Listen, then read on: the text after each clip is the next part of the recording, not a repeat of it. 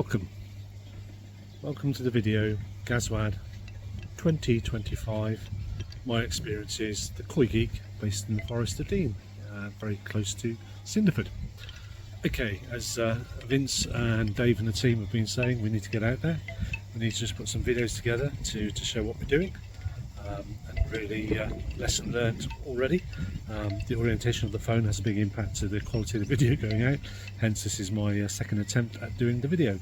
So got about 40 years experience of playing around with fish, goldfish to begin with, then koi, still learning, still make mistakes, so all those that are just new to the hobby, please don't feel that it's your fault.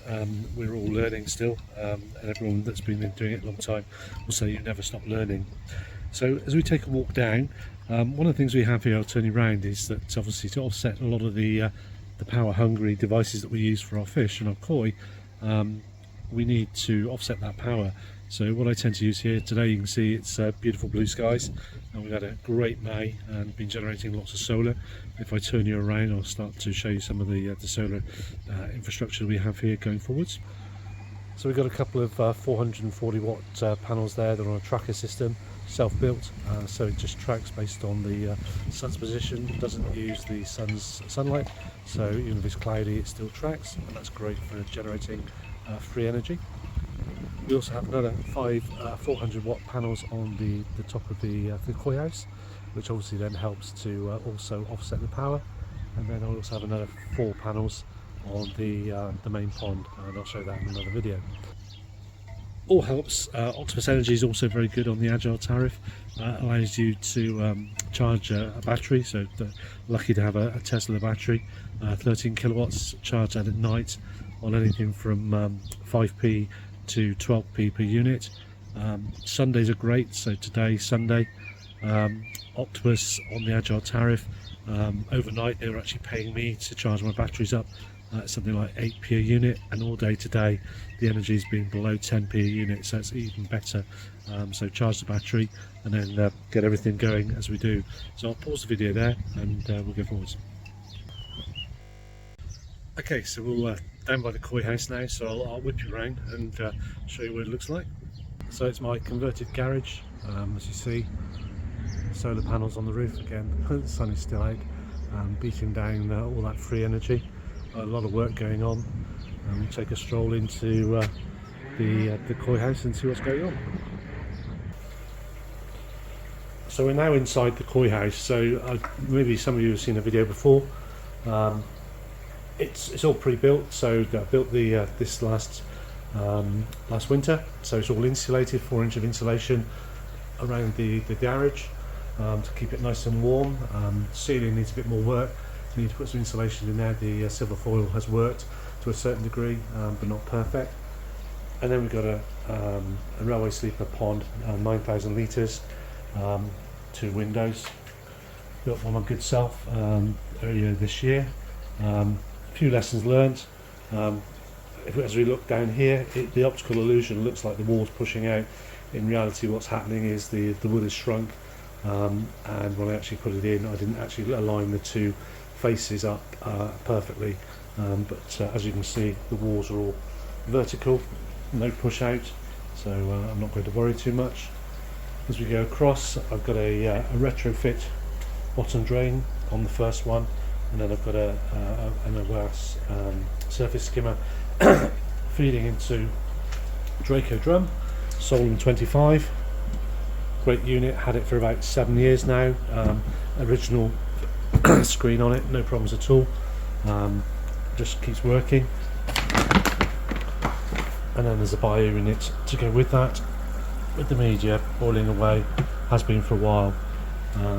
Normal, the obligatory UV air storage. I apologise for the large amount of Cutterbrook food that's in here. Their food is really good. Unfortunately, a lot of the stock was out of stock for coming from the forest. I'll keep an eye on that and obviously go back there as and when it's available again. All the electrics in here, as I was saying before. Also got the battery there to do the storage from Tesla, and all the solar stuff again, apart from installing the battery. Quite fortunate that I can put my hand to most things. and makes it life a lot easier. So if we turn back round, so we've got shed loads of air going into the pond. As we all know now, hopefully, myself and one other have gone against the guidance of having the fry from this year going into a blank pond. In this pond, I've got New Forest koi fry from last year and the previous year. I've actually offloaded probably 3/4 of these to people locally due to the lack of any local koi availability in this area, and a lot of them have gone on to start spawning already. So yeah, all finding great homes as we go forwards. If we move across the actual fry themselves, so I'll interject one of the videos when the unboxing, but what I've got in here is a couple of North Line nets, one outer net to keep the big koi out, and obviously an inner net to keep the babies safe. And what I've actually done today is I've actually split them, trying to split them into different colours, so Sankey, and then the more white based Kanaku. I know there's a wide variance in each of them, and it's just the first piece that went today, but already the normal stuff, the ones that are going to grow big are starting to grow. Plenty of food, all dry at the moment. My shrimp machine will be online next day or so, but yeah, they're all doing fine. Only fatalities so far have been the 2 that were dead in the bag when they arrived, and then in this one we've got predominantly larger Sankey. I'm not sure if this is going to, there we go, focus. So all looking healthy at the moment. Yeah, just pumping in lots of crumb. All the stuff that doesn't get eaten flows out the bottom.